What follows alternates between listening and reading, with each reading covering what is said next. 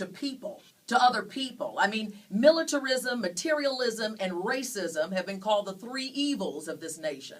And maybe we need to change our policy with people instead of with politicians. I think there's so many politicians in bed with so many different situations that there's going to have to be a major change of a thought process, a major change of consciousness in this nation before things like our budgets change. Our minds, our hearts, our consciousness has to change first. Where is the compassion and the humanity in politics these days? Jane, I admit that I am. Nobody wants to see a child taken out of the home, but I think all of us, everyone was alarmed by what we saw in that video. You know, kids need hugs, not thugs. And maybe this is a tremendous wake-up call for all of us. The next time you see a kid acting out, how do we know what kind of home that child comes from? Maybe be a more understanding community. Might this really peep under the lid of what so many children are trapped in? A cycle of violence and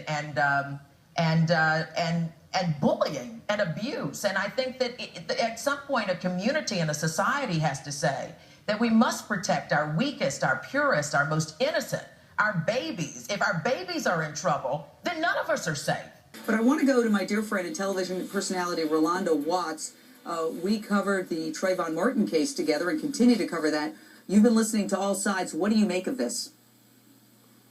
It's just so, it's devastating. And I know that the young man's mom does not want us to talk about the divisiveness that this case may represent, but it is eerily similar to Trayvon Martin, another 17-year-old kid, African-American boy, shot by what seems to be a vigilante. It is making people I know on my Facebook page, Jane, especially mothers, very concerned, not just black mothers, but mothers of any kid who plays loud music. And there's so many questions, as you have brought out, so many questions. It's hard for me to believe that this guy was that skittish when he's carrying a gun around in his glove compartment. Up your gas, get your wine, go home. And I do wonder, maybe he left and didn't call the cops because maybe he was under the influence of alcohol from his son's wedding. Maybe he did do some drugs. I don't know. But it does raise a question why you blow off possibly nine bullets and don't even stop. Don't turn yourself in. Don't make not one phone call. I'm sorry, but that doesn't sound like a skittish person to me.